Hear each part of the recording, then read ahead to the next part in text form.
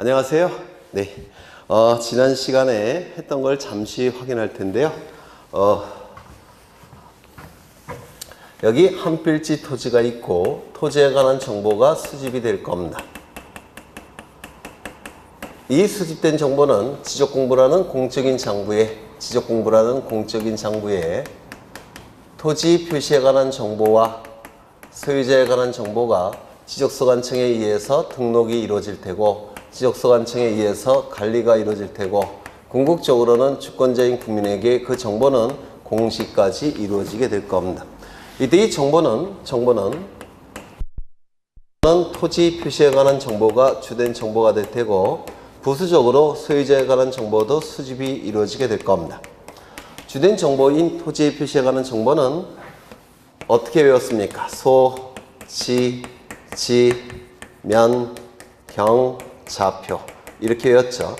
이 소는 소재지를 얘기하고 지는 지번을 얘기하고 지는 지모, 면은 면적, 경은 경계가 될 겁니다.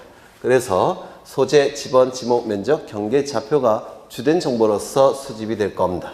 소유자에 관한 정보도 이름, 주민번호, 주소가 수집이 될 겁니다. 이때 수집된 정보는 지적공부라는 공적인 장부를 통해서 등록, 관리, 공시가 될 텐데 이 지적공부라는 공적인 장부는 크게 둘로 나눠진다고 했죠. 첫 번째, 가시적 지적공부. 이 가시적 지적공부를 정보처리 시스템을 통해서 기록 저장된 형태의 지적공부, 불가시적 지적공부 이렇게 나눈다라고 했습니다. 이 가시적 지적공부는 종이 형태로 만들어진 지적공부를 얘기하고 이 불가시적 지적공부는 컴퓨터 파일 형태의 지적공부가 될 겁니다. 그래서 이 지적공부는 여러분이 꼭 외워두셔야 되는데요. 이 가시적 지적공부가 원칙적인 지적공부인데 이 가시적 지적공부는 세 가지로 나눠진다고 했죠. 첫 번째, 대장 형태. 이 대장 형태는 문자로 만들어진 지적공부를 의미합니다. 두 번째, 도면 형태. 이 도자가 그림 도자예요. 따라서 그림 형태의 지적공부를 의미하게 될 겁니다. 그리고 경계점을, 세 번째, 경계점은 직선과 직선이 만나는 점, 경계와 경계가 만나는 점이기 때문에 그림 형태예요. 그런데 이를 좌표 형태로 전환시켜서 좌표는 X좌표, Y좌표를 얘기하는 것이고 숫자죠. 숫자니까 문자 형태의 정보라고 얘기합니다. 이 그림 형태의 정보를 문자 형태의 정보로 전환시켜서 등록한 장부, 경계점 좌표 등록부라고 얘기합니다. 요거는 그림 형태의 정보, 도면의 내용을 가지고 있다 이렇게 얘기하고 요거는 문자 형태의 정보, 대장의 형식이다 이렇게 얘기합니다. 그래서 도면의 내용과 대장의 형식 두 개 다 가지고 있는 중간적 성격의 장부다 이렇게 말씀을 드렸어요. 다 출제됐던 지문이에요. 중간적 성격의 장부다. 그 다음에 대장 형태의 장부는 네 가지가 있죠. 토지 대장, 그리고 임야 대장, 그리고 공유지 연명부, 그리고 대지권 등록부. 이건 공통점이 문자 형태로 만들어진 장부입니다. 그리고 이 도면 형태의 장부는 토지 대장에 등록된 토지들의 경계를 표시하기 위해서 그림 형태로 만든 장부가 지적도. 이건 세트로 움직인다고 했죠. 임야 대장에 등록된 토지들의 경계를 표시하기 위해서 그림 형태로 만들어진 장부가 임야도. 그래서 도면 형태의 장부는 두 가지가 있습니다. 그래서 이 가시적 지적공부는 7가지 형태로 존재하고 이건 별책으로 만든다고 했죠. 종이니까. 그리고 이거는 하나로 본다고 했습니다. 그래서 총 8개의 지적공부가 존재한다라고 했고요. 요 자체로 출제합니다. 다음 중 지적공부가 아닌 것은 이렇게 출제를 하니까 좀 기억해 두셔야 될 겁니다. 물론 틀리는 분은 안 계셔요.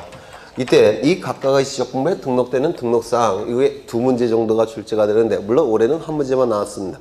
근데 보통은 2문제 정도가 나와요. 이 소재 지번은 어느 행정구역에 있는 몇 번지 토지에 대한 지적공부라는 것을 여기다가 표시해야 되니까 모든 지적공부에 다 등록한다고 했는데 기억나십니까? 모든 지적공부에 다 등록한다라고 했습니다.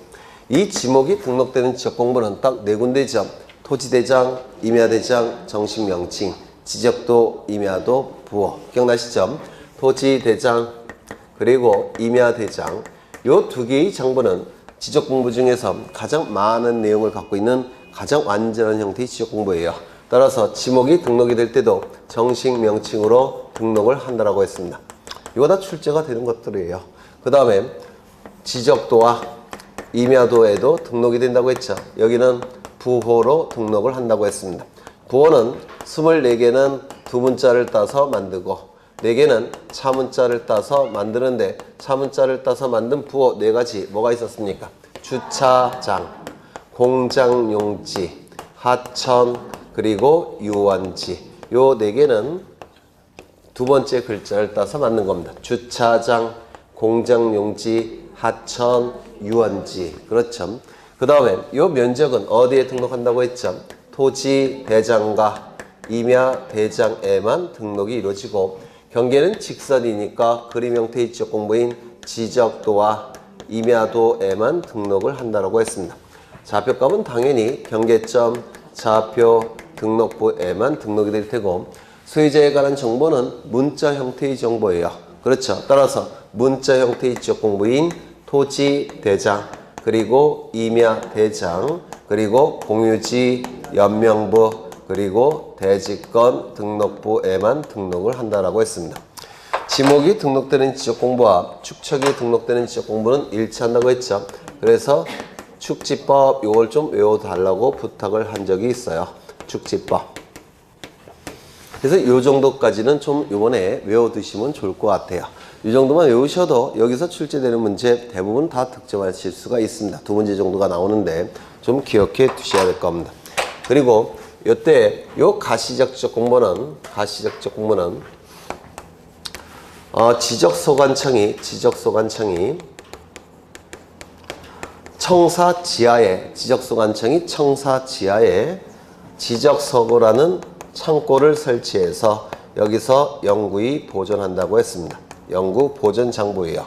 그렇다면 반출이 허용되느냐? 요게 문제가 되는데 원칙은 반출이 허용될 수가 없습니다. 왜냐면 지적서고 밖으로 나가게 되면 분실, 소실, 훼손의 가능성이 높아지기 때문에 반출은 원칙적으로 금지되어 있다고 했습니다. 그렇겠죠? 그런데 예외가 존재하죠. 예외. 요 예외는 2가지가 있는데 첫 번째, 천재지변이 발생한다면 천재지변 더욱 안전한 장소로 옮겨야 될 겁니다. 천재지변이 발생한다면 더욱 안전한 장소로 옮겨야 될 테고 두 번째, 요 지적소관청보다 한 단계 더 높은 국가기관의 승인이 있다면 그때는 반출이 허용이 될 겁니다.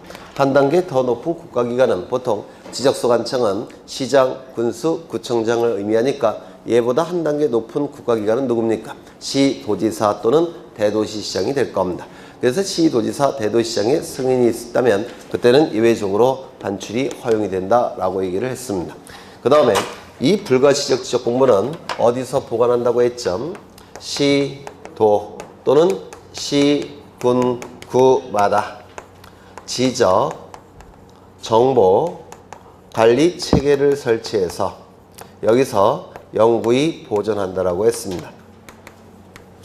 근데 이런 것들은 컴퓨터 파일 형태니까 반출과는 관련이 없어요. 반출은 종이 형태를 전제로 하는 개념이에요. 요거. 컴퓨터 파일 형태는 복제라는 말을 쓰지 반출이라는 용어를 아예 쓰지 않습니다. 그렇겠죠? 그래서 이 정도 좀 기억해 달라고 부탁을 드린 적이 있죠. 그러면 책을 보십니다. 66쪽에 지적공부의 비치 보전 여기부터 보실 텐데 지적공부의 보전 이렇게 나와 있죠. 어디다 보관한다고요? 청사 지하에 지적서고라는 창고를 설치해서 그곳에서 영구히 보존하게 될 겁니다. 컴퓨터 파일 형태는 창고에서 보관할 수 없겠죠. 그래서 제외 이렇게 나와 있고요. 그 다음에 2번을 보시면 동글뱅이 2번을 보시면 지적공부를 정보처리 시스템을 통하여 기록 저장한 경우에는 지적정보관리체계에서 영구히 보존하는데 이때 시도지사가 추가되어 있죠.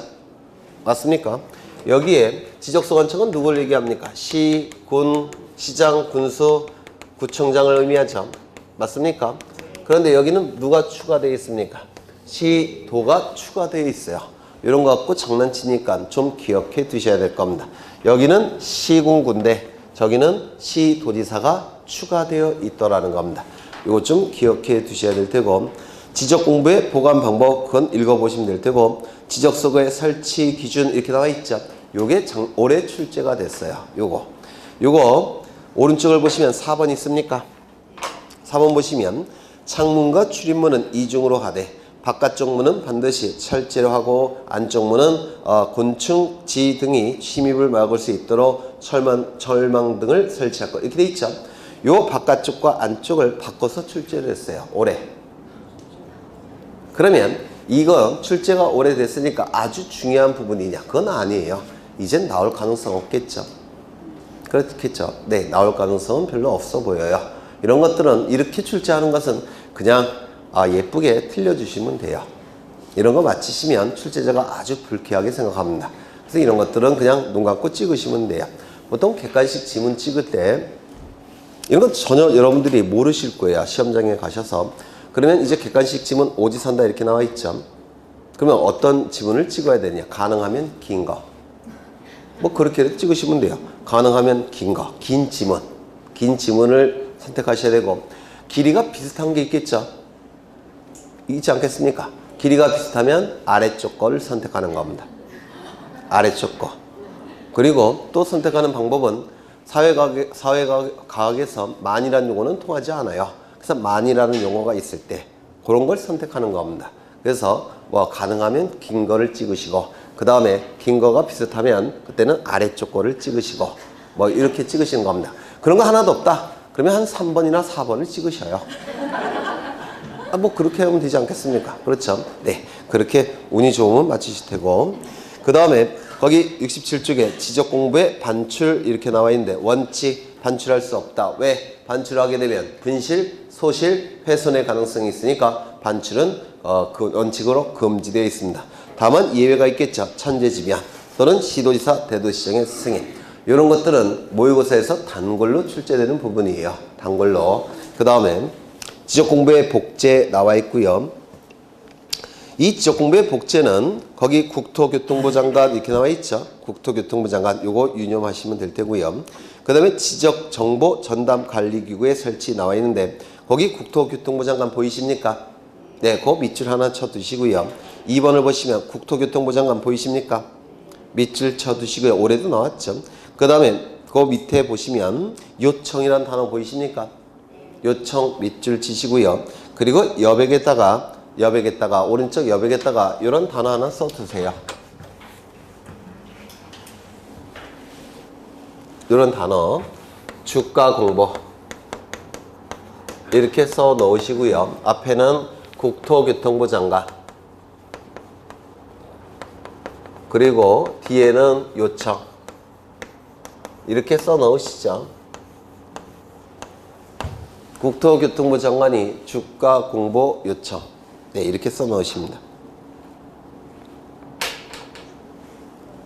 주가 공보 그러면 거기 보시면 주민등록 전산자료 있습니까?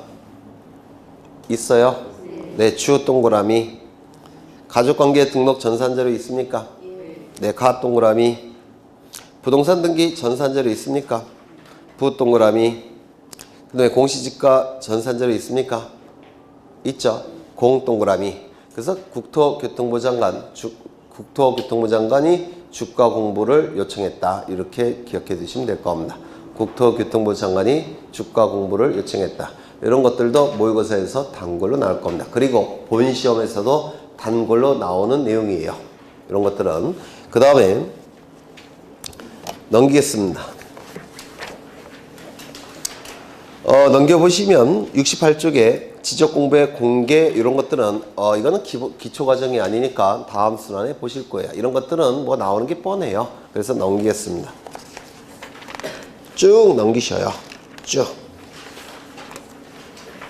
72쪽을 보시면 부동산 종합공부라는 것이 보이는데 부동산은 두 가지가 있죠. 뭐가 있습니까? 건물, 토지 맞습니까? 근데 우리는 지적제도를 보고 있는 거죠. 지적제도. 무슨 뜻입니까? 토지, 정보와 관련된 제도를 지적제도라고 얘기를 해요. 그런데 여기는 부동산이라고 되어 있으니까 뭐가 포함되어 있습니까? 건물이. 맞습니까? 그래서 부동산이니까 토지뿐만 아니라 뭐도 포함된다고요? 건물이. 그렇죠. 그리고 종합이라는 표현이 있죠. 종합이라는 얘기는 토지, 건물에 관한 종합적인 정보를 담고 있다 이런 뜻이에요.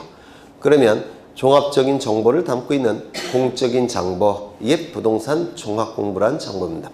토지, 건물에 관한 종합적인 정보를 담고 있는 공적인 정보, 이게 부동산 종합공부라는 거예요. 이거는 지적공부일까요? 아닐까요? 아니겠죠. 왜? 모두 포함되어 있으니까. 건물도 포함되어 있으니까. 토지 표시에 관한 정보뿐만 아니라 종합적인 정보를 담고 있다 이렇게 돼 있죠. 네, 그 종합적인 정보가 출제가 이루어집니다. 그 종합적인 정보는 그 밑에 보시면 5가지가 있죠. 토지 표시와 소유자에 관한 정보. 이거는 지적공부에 등록되는 정보죠. 토지의 표시와 소유자. 보이십니까? 그렇죠.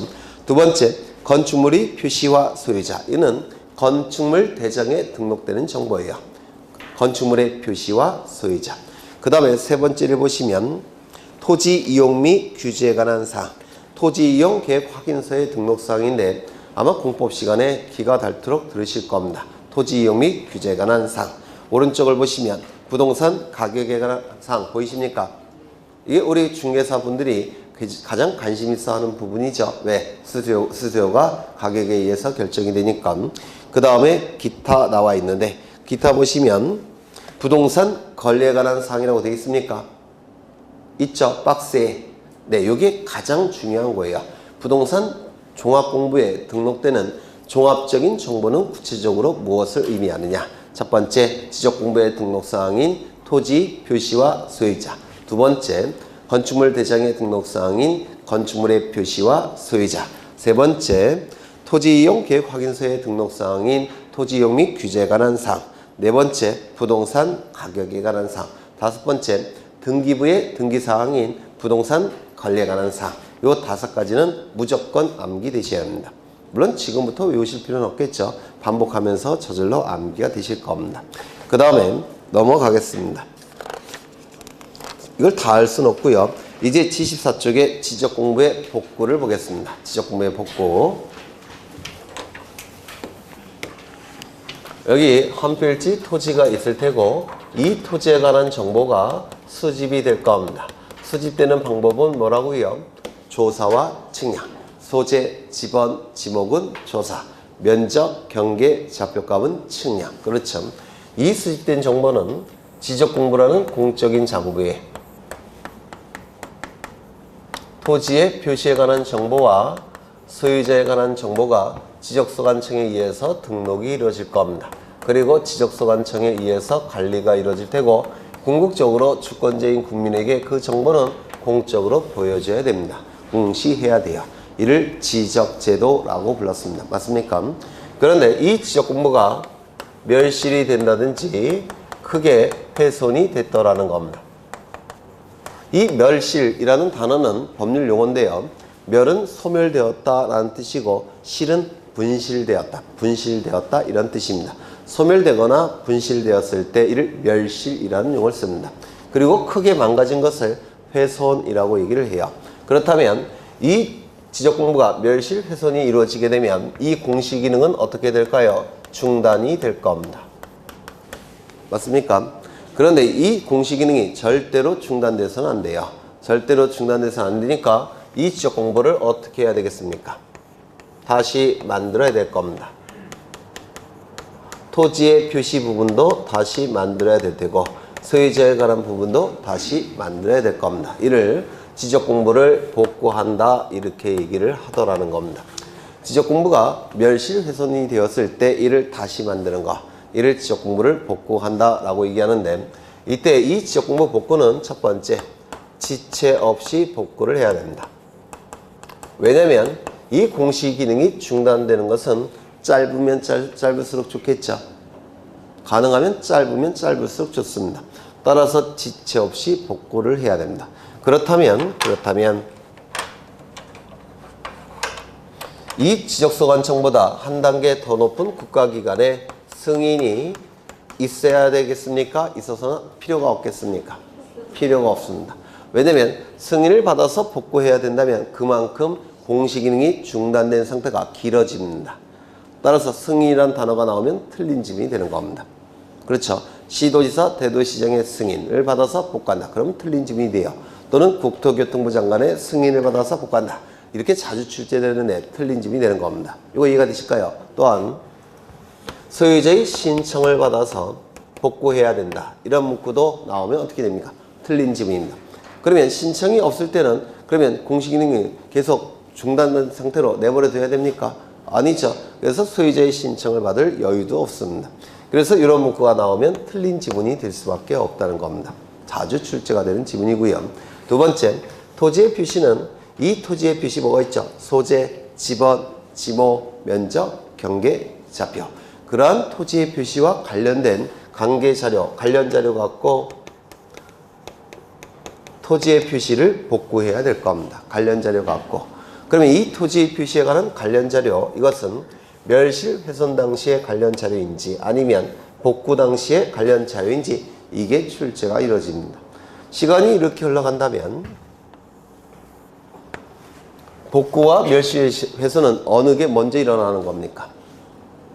멸실 훼손. 그렇죠. 이 시점은 지적 공부가 멸실된다든지 훼손되는 시점입니다. 그리고 이 시점은 복구되는 시점이에요. 지적 공부가.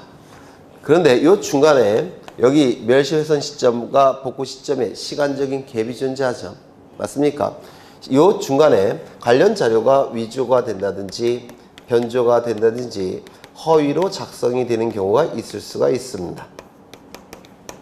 그렇다면 멸실 훼손 당시에 관련 자료를 가지고 복구한다면 이러한 자료들은 복구 자료가 될 수 없겠죠. 그런데 이 시점에 관련 자료 갖고 복구한다면 이러한 자료가 복구 자료가 될 가능성이 나타납니다. 이거 이해가 되실까요? 그러면 어느 시점에 관련 자료 갖고 복구해야 되겠습니까? 멸실 훼손 시점에 관련 자료 갖고 복구해야 됩니다. 이것도 좀 중요합니다. 멸실 훼손 당시에 관련 자료 갖고 복구하는 것이지 복구 당시에 관련 자료 갖고 복구하는 게 아니라는 겁니다. 이거 이해가 되실까요? 그렇죠. 그런데 이 관련 자료 중에서 계획이라는 단어가 붙은 자료들은 복구 자료가 될 수가 없습니다. 이유는 계획이라는 문구가 붙은 자료들은 확정된 자료가 아니에요. 세상 일이 계획대로 되는 건 없죠. 물론 여러분들이 지금 계획은 한 5, 6월쯤 되면 한 80점, 90점 이렇게 나온다라고 계획을 세웠겠죠. 그렇지 않나요? 그런데 10월달 가면 합격만 해주면 참 좋을 텐데 이렇게 바뀌죠. 그래서 세상 일은 계획대로 되는 게 없어요. 그래서 이 계획이라는 문구가 붙으면 이건 미확정 자료입니다. 따라서 복구 자료가 될 수가 없다라는 겁니다. 이거 이해가 되실까요? 그렇죠. 그 다음에 이 부분이 굉장히 중요한데 이 소유자의 복구 자료는 등기부가 있다면 등기부, 등기부가 없다면 법원의 확정 판결 갖고 복구하는 겁니다. 소유자 부분은 기준이 등기부예요. 그래서 등기부가 있다면 등기부 갖고 복구하는 것이고 등기부가 없다면 법원의 판결인 확정 판결 갖고 복구해야 된다는 겁니다. 이런 것들이 출제가 돼요. 첫 번째, 두 번째, 세 번째 이런 것들이 출제가 개념과 관련해서 출제가 이루어집니다. 하나 더 출제가 되는 게 있는데 복구 절차 올해도 나왔습니다. 복구 절차가 출제가 됩니다. 복구 절차가. 그래서 이 복구 절차는 순서까지 암기하셔야 되는데 그 순서가 암기하는 게 어렵지 않습니다. 이유는 시간의 흐름에 따라서 논리적으로 진행이 되기 때문에 순서가 어렵지는 않으세요. 그래서 이거는 나중에 좀 개념이 용어들이 좀 익숙해지시면 프린터로 해서 계속 반복해서 복구 절차는 암기가 되실 겁니다. 뭐 어려운 건 아닙니다. 이를 지적공부의 복구라고 얘기합니다. 지적공부의 복구. 그래서 의의를 보시면 지적공부가 멸실 훼손되었을 때 이를 다시 만드는 것을 지적공부의 복구라고 되어 있고 거기 셋째 줄 보시면 지적소관청이라는 문구 있습니까? 있습니까? 그런데 가로를 보시면 불가시적 지적공부 즉 정보처리 시스템을 통하여 기록 저장된 형태의 지적공부는 누가 추가되어 있습니까? 시도지사가 추가될 수밖에 없습니다. 여기 보시면 시도지사 나와 있죠. 시도지사도 관리를 하기 때문에 없어졌을 때 시도지사도 복구해야 될 겁니다. 원칙은 즉 가시적 지적공부는 지적소관청이지만 컴퓨터 파일 형태는 누가 추가된다고요? 시도지사가. 그렇죠. 그 다음에 거기 2번 설명했고요. 3번 복구자료 이렇게 나와 있는데 이런 건 뭐 구태여 외울 필요가 없죠. 네. 그 다음에 복구 절차 나중에 보시면 돼요. 그래서 넘어가겠습니다. 77쪽에 토지 이동 신청 및 지적정리 나와 있는데 요것 좀 보겠습니다. 토지 이동 신청 및 지적정리. 여기에 한 필지 토지가 있을 테고 이 토지에 관한 정보가 수집이 될 겁니다. 수집되는 방법은 두 가지라고 했죠. 조사와 측량을 통해서 수집이 이루어지게 될 겁니다. 이 정보는, 주된 정보는 뭐죠? 토지의 뭐예요? 표시. 토지의 표시. 토지의 표시는 뭐가 있죠? 빨리 얘기하세요. 소, 지, 면, 경, 좌표. 소는 뭡니까? 소재. 지는 지번. 지는 지모. 면은 면적. 경은 경계. 그리고 좌표. 이게 토지 표시로서 주된 정보가 된다고 했습니다. 두 번째, 소유자에 관한 정보도 부수적으로 수집한다고 했죠. 소유자 정보 뭡니까? 이름, 주민번호, 주소가 될 겁니다. 이때 이 토지의 표시 달라지는 경우가 있습니까? 없습니까? 있다고 했죠. 즉 토지의 표시가 변경되는 경우가 있더라는 겁니다. 이 토지의 표시가 변경되는 것을 뭐라고 불렀습니까? 토지에 관한 정보가 달라진다라고 해서 달을 이자에 움직일 동자를 써서 토지 이동이라고 불렀습니다. 기억나시죠? 좀 이상하죠, 용어가. 그러니까 이상한 건 다 일본 애들이 만든 용어예요. 토지 이동. 토지의 표시가 달라진다. 달을 이자에 움직일 동자를 써서 달라진다. 그런데 나중에 두 가지가 추가가 됐다고 했죠. 토지의 표시를 새로이 정하는 것을 여기에 추가를 시켰고, 토지의 표시를 말소하는 것을 여기에 추가시켰다고 했습니다. 이때 이 정보들은 어디에 등록이 됩니까? 지적공부라는 공적인 장부에 토지 표시에 관한 정보와 소유자에 관한 정보가 지적소관청에 의해 등록이 될 테고, 지적소관청에 의해서 관리가 이루어질 테고, 주권자인 국민에게 그 정보가 공시가 된다라고 했습니다. 그러면 토지의 표시가 달라졌다라고 한다면 달라진 내용을 여기다가 반영해야 되겠죠. 맞습니까? 그래서 이 달라진 내용을 여기다가 반영하는 것을 뭐라고 얘기합니까? 토지 이동에 의해서 지적 공부를 정리한다고 해서 토지 이동 정리라고 얘기를 했습니다. 맞습니까? 또한 토지 소유자의 이름, 주민번호, 주소가 달라지는 경우가 있습니까? 없습니까? 있죠. 이걸 뭐라고 부르냐면 소유자 변경이라고 얘기합니다. 그러면 소유자에 관한 정보가 달라졌으니까 달라진 바를 여기다가 반영을 해야 되죠. 이걸 뭐라고 얘기했죠? 소유자 정리라고 얘기를 했죠. 이 두 가지를 합해서 지적 공부를 정리한다고 해서 지적 정리라고 얘기를 했습니다. 지적 정리. 그래서 이 지적 정리는 토지 이동 정리와 소유자 정리 두 가지가 있다라고 했습니다. 이때 지적 정리 한 파트인 토지 이동 정리, 이 토지 이동 정리가 일어나게 된 원인은 뭡니까? 토지 이동이죠. 그래서 이 토지 이동은 우리 지적제도에서 가장 중요합니다. 시험과 관련해서 가장 많이 나오는 곳이에요. 이 토지 이동은 크게 두 가지가 있다라고 했는데, 일반적 토지 이동이 있고 또 하나는 뭐가 있죠? 특수한 토지 이동이 있다라고 했습니다. 일반적 토지 이동은 토지 자체에 변화가 있어서 지적 공부를 고치는 경우, 이를 일반적 토지 이동이라고 불렀고요. 토지 자체에 변화가 없는데도 불구하고 지적 공부를 고쳐야 되는 경우, 이를 특수한 토지 이동이라고 불렀습니다. 이 일반적 토지 이동은 첫 번째 신규 등록, 두 번째 등록 전환, 세 번째는 뭘까요? 분할, 네 번째는 합병, 다섯 번째는 그렇죠, 지목 변경, 여섯 번째는 바다가 된 토지의 등록 말소, 바다가 된 토지의 등록을 말소하는 것. 그래서 이 일반적 토지 이동은 골고루 출제한다라고 했습니다. 꼭 외워두셔야 돼요. 용어가 익숙해지셔야 되니까. 다시 한번 읽어보죠. 신규 등록, 등록 전환, 분할, 합병, 지목 변경, 바다가 된 토지의 등록 말소. 그렇죠. 그 다음에 특수한 토지 이동은 어떻게 외웠죠? 등, 축, 지, 도, 행 이렇게 외웠습니다. 등, 축, 지, 도, 행. 등은 등, 축, 지, 도, 행. 등은 뭘까요? 등록상의 오류 정정. 줄여서 등록상의 정정. 축척은 뭘까요? 축척 변경. 지는요, 지번 변경. 그 다음에 토는 토지의 표시 방법 변경. 행은요, 행정구역 변경. 그렇죠. 행정구역 변경. 또는 행정구역의 명칭 변경. 그래서 특수한 토지 이동은 등축, 지토행 이렇게 암기하셨는데 이 두 가지가 집중적으로 출제가 됩니다. 그래서 축적 변경 외울 게 굉장히 많이 나와요. 숫자 위주로. 그래서 숫자가 굉장히 많이 나오고요. 물론 축적 변경에서 틀리는 분은 안 계셔요. 왜냐면 워낙 반복을 많이 할 테니까. 그 다음에 등록상 정정 이것도 자주 출제가 됩니다. 네, 이 두 가지가 집중적으로 출제가 돼요. 그렇다면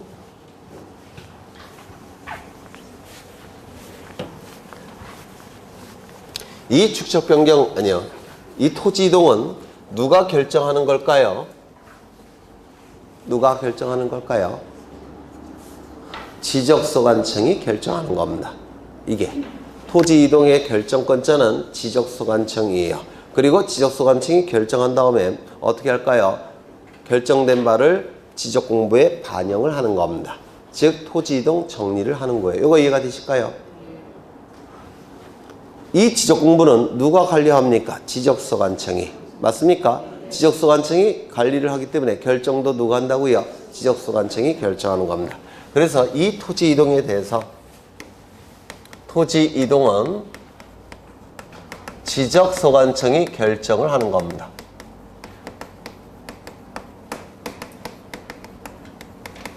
그러면 이 토지 이동에 대한 지적소관청의 결정은 행정처분이냐 아니면 행정처분이 아니냐, 이게 법적으로 대단히 큰 의미가 있습니다. 이 토지 이동에 대한 지적소관청의 결정이 행정처분으로 봐야 되느냐 행정처분이 아닌 것으로 봐야 되느냐, 이게 문제가 되는데요. 행정처분으로 보게 되면 행정소송 제기를 통해서 불만이 있는 자가 이 토지 이동에 대한 지적소관청의 결정을 번복시킬 수가 있습니다. 그런데 행정처분이 아닌 것으로 보게 되면 행정소송을 제기할 수가 없습니다. 왜냐하면 우리 행정소송법에는 행정처분만 행정소송을 제기할 수 있다라고 딱 규정이 되어 있기 때문에 그래요. 이거 이해가 되실까요? 네. 그래서 이 토지 이동에 대한 지적소관청의 결정이 행정처분이면 행정소송 제기를 통해서 번복시킬 수가 있는데 행정처분이 아닌 것으로 보게 되면 우리 행정소송법에 의해서 번복시킬 수가 없더라는 겁니다. 이거 이해가 되실까요? 네. 그러면 행정소송 제기를 통해서 번복시킬 수가 있다는 입장이 누구의 입장이었느냐면 혹시 들어보셨을까요? 헌법재판소. 헌법재판소의 입장이었습니다. 그 다음에 행정처분이 아니기 때문에 행정소송 제기를 통해서 번복시킬 수 없다는 입장이 대법원의 입장이었습니다. 그래서 대법원과 헌법재판소가 정면으로 충돌을 일으킨 사안이에요. 요게. 그러면 구체적으로 어떠한 사안에 대해서 정면으로 충돌을 일으켰냐면 어떤 토지의 소유자가 지목을 바꿔달라고 지적소관청에 신청했습니다.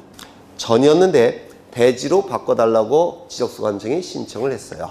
그런데 지적소관청이 이걸 거부했습니다. 그러면 이거 지목 변경도 토지 이동에 대한 것입니까? 토지 이동에 대한 거죠. 그런데 지적소관청이 거부 결정을 했다는 겁니다. 그러면 토지 소유자는 불쾌해요? 안 불쾌해요? 불쾌하죠. 그래서 소송을 제기했습니다. 소송을 제기했더니 대법원에서는 이거는 행정처분이 아니니까 소송 자체를 제기할 수 없다라고 판결을 내는 겁니다. 그래서 열받은 토지 소유자가 헌법재판소로 갔습니다. 이거 말이 안 되니까 이거 취소해달라. 그랬더니 헌법재판소가 대법원이 틀렸다 이렇게 판시한 겁니다. 그런데 대법원이 이걸 무시를 했습니다. 헌법재판소의 결정을 무시를 했습니다. 왜냐하면 법관들 중에서 최고 엘리트는 대법원으로 가요. 예전엔 사법시험에서 100명을 뽑을 때 1등부터 30등까지는 법관, 그 다음에 30등부터 60등까지는 검사, 그리고 나머지는 변호사, 이렇게 됐었습니다. 300명 뽑을 때는 1등부터 100등까지는 판사, 100등부터 200등까지는 검사, 그리고 나머지는 변호사, 이렇게 암묵적으로 그렇게 돼 있었어요. 그런데 대법원까지 올라간 사람은 그 법관 중에서 최고 엘리트죠. 그래요? 안 그래요? 그렇죠. 근데 헌법재판소 재판관들은 판사 출신도 있고 검사 출신도 있고 변호사 출신도 있고, 그래서 대법원이 자신 나름대로 엘리트라고 생각한 것 같아요. 그래서 헌법재판소의 결정을 무시를 했습니다. 헌법재판소 열 받아요? 안 받아요? 받겠죠. 대법원 판결을 취소를 해버렸습니다. 그래서 전무후무한 사건이에요, 요게. 그랬더니 대법원이 어떻게 할까요? 이제는 어쩔 수 없이 받아들일 수밖에 없었던 사건입니다. 그래서 전무후무한, 그러니까 대법원 판결이 취소가 됐던 전무후무한 사건이었어요. 그러면 우리 시험에 나올까요? 안 나올까요? 힌트. 그 당시에 모든 국가고시는 그 판례가 나올 수밖에 없었습니다. 전무후무한 사건이니까. 그렇겠죠? 그래서 우리 시험에도 요 정도는 나옵니다. 요 정도는. 그리고 하나 더. 지목 변경에 대한 지적소관청의 거부 처분에 대해서 헌재와 대법원이 정면으로 충돌을 일으킨 사안이에요. 그래서 이 용어도 나옵니다. 우리 시험에서 나올 수 있는 것은 토지 이동에 대한 결정은 행정처분이고 행정소송 제기가 가능하다. 그리고 구체적인 사안은 지목 변경 신청에 대한 거부 처분. 이 정도는 좀 기억해 두셔야 돼요. 지금 기억 안 하셔도 돼요. 계속 반복할 거니까. 네, 이런 게 있다라고 생각하시면 됩니다. 그러면 이 토지 이동에 대한 지적소관청의 결정은 어떤 절차를 통해서 이루어지느냐면 원칙은 신청에 의해서 이루어집니다. 신청. 그런데 일정한 기간 동안에 신청이 없을 때는 이때는 지적소관청은 직권으로 결정을 합니다. 원칙은 신청. 일정한 기간 동안에 신청이 없을 때는 직권으로라도 결정을 해요. 왜요? 토지의 표시는 국가가 통치권을 행사하기 위한 아주 중요한 정보이기 때문에 일정한 자가 신청하지 아니할 때는 지적소관청은 마냥 기다릴 수는 없습니다. 직권으로라도 결정을 해야 됩니다. 이거 이해가 되실까요? 안 되실까요? 토지 이동은 소재, 지번, 지목, 면적, 경계, 좌표가 달라지는 거 아닙니까? 이 소재, 지번, 지목, 면적, 경계, 좌표라는 정보는 국가가 통치권을 제대로 행사하기 위해서 수집하는 정보들이에요. 그러면 이런 것들이 바뀌었다면 당연히 이건 통치권 행사를 위한 정보니까 국가가 결정을 해야 돼요. 다만 자본주의 사회이니까 소유자의 신청을 먼저 기다립니다. 근데 소유자가 신청하지 아니할 때는 지적소관청은 직권으로라도 결정해야 된다는 뜻이에요. 요게 원칙은 뭐라고요? 신청. 다만 일정한 기간 동안에 신청이 없다면 지적소관청은 직권으로라도 결정을 해야만 되더라는 겁니다. 이때 신청은 원칙이 소유자가 신청함이 원칙입니다. 토지 소유자가 토지 이동에 대해서 신청함이 원칙이에요. 그런데 다만 예외가 두 가지가 있는데 두 번째는 뭐냐면 제3자가 소유자를 대신하는 지위에서 토지 이동을 신청하는 경우도 있습니다. 여기서 대위는 대신하는 지위에서라는 뜻이에요. 소유자가 신청하지 아니할 때 제3자가 소유자를 대신하는 지위에서 토지 이동을 신청하는 경우도 있더라는 겁니다. 세 번째, 특례 규정이 있습니다. 이 특례 규정이라는 것은 특별한 예외 규정이라는 뜻이에요. 특별한 예외 규정. 이 특별한 예외 규정은 어느 경우냐면 토지 개발 사업이 이루어지는 경우. 토지 개발 사업에는 어떤 게 있느냐면 도시개발 사업 또는 지방 같은 경우는 경지정리 사업. 도시개발 사업이나 경지정리 사업 같은 도시개발 사업이나 경지정리 사업 같은 토지에 대한 개발 사업이 이루어지는 경우 두 개를 썼네. 이때는 소유자의 신청권을 처음부터 박탈합니다. 그 이유는 이 토지개발 사업은 공공성이 대단히 강한 사업입니다.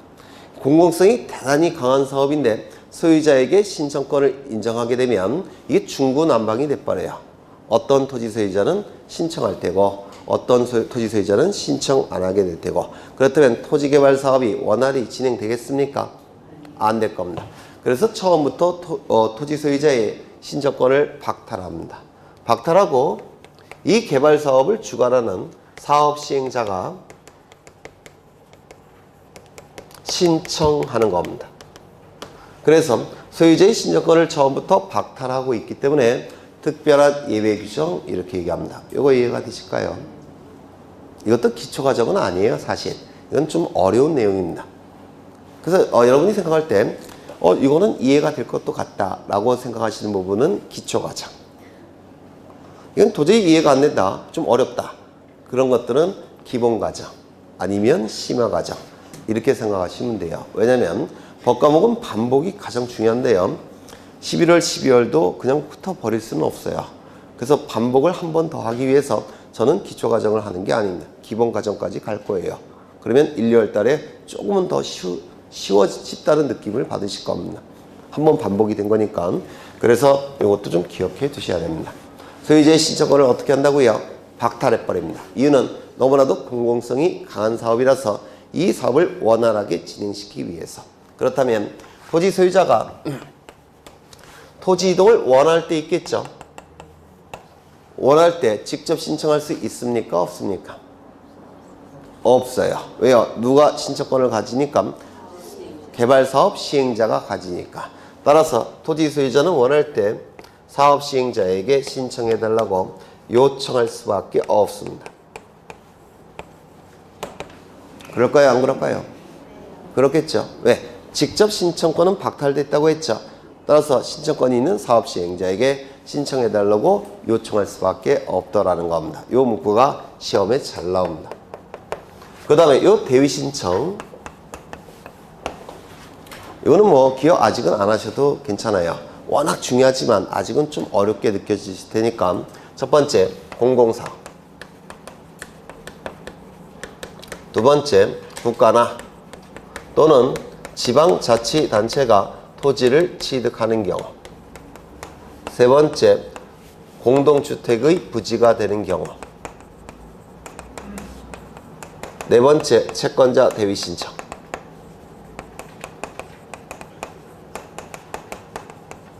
이런 경우에는 소유자의 신청권을 다른 자가 대신 신청할 수가 있습니다. 그냥 이런 게 있다라고만 생각하시면 돼요. 아직은 어려우실 테니까. 시험과 관련해서는 무조건 나온다고 생각하셔야 됩니다. 시험과 관련해서는 공공사업의 경우에는 사업 시행자가 소유자를 대위해서 신청합니다. 국가나 지방자치단체가 토지 소유자일 때는 국가기관의 장, 지방자치단체의 장이 국가나 지자체를 대신해서 신청합니다. 공동주택의 부지가 되는 경우에는 관리인이나 사업 시행자가 대신 신청합니다. 채권자는 채무자인 소유자를 대신해서 이 토지 등을 신청할 수가 있어요. 그래서 요 네 가지 이런 게 있다라고 보시면 돼요. 아직은 좀 어렵습니다. 용어 자체가 생소하니까. 네. 요 직권도 절차가 있는데 요 네 가지가 순서까지 출제가 됩니다. 직권에 의한 경우에도. 그래서 지금은 뭐만 좀 기억해 두셔야 되냐면 토지 이동 결정은 누가 한다고요? 지적소 관청이. 이 결정을 위해서는 누군가의 신청이 필요합니다. 이 신청은 원칙은 누구의 신청입니까? 소유자 신청. 신청이 일정 기간 동안에 없을 때는 지적소 관청은 마냥 기다립니까? 기다리지 않습니까? 기다리지 않습니다. 직권으로 결정을 해버립니다. 이 정도만 좀 이해하셔도 좋을 것 같아요. 그 이외의 거는 전부 다 기본 과정의 내용이에요. 네, 그럼 책을 좀 보겠습니다. 토지 이동의 의 나와 있는데 아까 보셨죠? 토지의 표시를 새로이 정하거나 변경하거나 말소하는 게 뭐라고요? 토지 이동. 이 정도만 기억하시면 돼요. 지금 11월 달에는 두 번째 토지 이동의 9번 설명했고요. 넘기겠습니다. 거기 2번을 보시면 원칙 토지 이동의 결정은 누가 한다고요? 지적소 관청이. 그런데 이 지적소관청이 결정하기 위해선 원칙은 뭐가 필요합니까? 소유자의 신청이 일정 기간 동안에 없을 때는 지적소관청은 어떻게 한다고요? 직권으로 결정하더라는 겁니다. 그래서 여기서는 원칙인 신청이 나오는 겁니다. 그렇죠? 그래서 거기 신청 보시면 원칙은 소유자의 신청. 두 번째, 제3자가 소유자를 대신하는 지위에서 신청하는 경우 있다고 했죠. 오른쪽을 보시면 특례 규정 나와 있고요. 그 다음에 파란색으로 예외, 신청이 없을지라도 지적소관청이 직권으로 결정하는 경우도 있다라고 했습니다. 넘기겠습니다. 그러면 이제 뭘 보실 거냐면 일반적 토지 이동에 관한 신규 등록부터 차례로 보실 겁니다. 차례로. 그런데 아직은 좀 어렵기 때문에 개념 위주로 보실 거예요. 개념 위주로. 그러면 먼저 신규 등록부터 보겠습니다. 쉬었다 가죠? 그냥 할까요? 쉬었다 가고 싶은데. 신규 등록만 보겠습니다. 개념 위주로 보실 거예요. 여기 한 필지 토지가 존재합니다. 그런데 이 토지는 한 번도 지적공부에 등록된 적이 없는 미등록 토지예요. 미는 아닐 미자예요. 등록이 된 적이 없다라는 뜻이죠. 한 번도 지적공부에 등록된 적이 없는 미등록 토지입니다. 그러면 이 미등록 토지는 이 토지에 관한 정보를 수집해서 지적공부에 토지의 표시 부분과 소유자 부분을 등록해야 될 겁니다. 그런데 맨 처음에 등록하는 거니까 이 등록은 뭐가 되겠습니까? 처음으로 등록한다고 해서 신규 등록 이렇게 부르겠다는 겁니다. 그러면 이러한 미등록 토지는 어떠한 경우에 나오느냐면 첫 번째, 바다를 메꾸면 토지가 생기죠. 이를 공유수면 매립지라고 불러요. 공유수면은 바다란 뜻이고 매립한 토지, 공유수면 매립지. 그래서 바다를 메꿔서 토지가 만들어진 것을 공유수면 매립지라고 부르는데 그럼 이 공유수면 매립지 처음에 지적공부가 있을까요? 없을까요? 없겠죠. 미등록 토지예요. 그러면 지적공부에 처음 등록할 때 이게 뭐라고요? 신규 등록. 또 어떤 경우가 있냐면 무인도가 처음으로 발견됐다는 겁니다. 무인도를 최초로 발견했다면 이것도 지적공부 존재하지 않겠죠. 이때도 그 토지에 관한 정보를 수집해서 지적공부에 처음으로 등록할 때가 있을 겁니다. 이를 신규 등록이라고 불러요. 이 신규 등록과 관련해서 몇 가지가 출제가 되는데 원칙은 소유자의 신청이 필요합니다. 그런데 소유자가 신청하지 아니할 때 마냥 기다릴 수는 없겠죠. 따라서 소유자가 60일 동안 신청하지 않게 되면 지적소관청은 직권으로라도 신규 등록해야 되더라는 겁니다.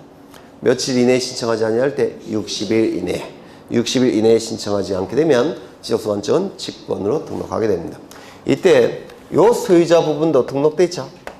맞습니까? 그런데 이 신규 등록을 신청할 때 등기부가 있을까요? 없을까요? 아직은 등기부가 만들어지기 전 단계예요. 그러면 등기부를 기준으로 소유자 부분을 등록할 수는 없습니다. 따라서 신규 등록을 신청하는 토지 소유자는 자신에게 소유권이 있다는 사실을 지적소관청에게 증명해야 됩니다. 이 증명할 수 있는 자료 4가지가 또한 출제가 됩니다. 4가지. 아직은 외우실 필요는 없을 거예요. 첫 번째는 뭐냐면 뭘까요? 네? 거기 책에 있잖아요. 책. 법원의 확정 판결.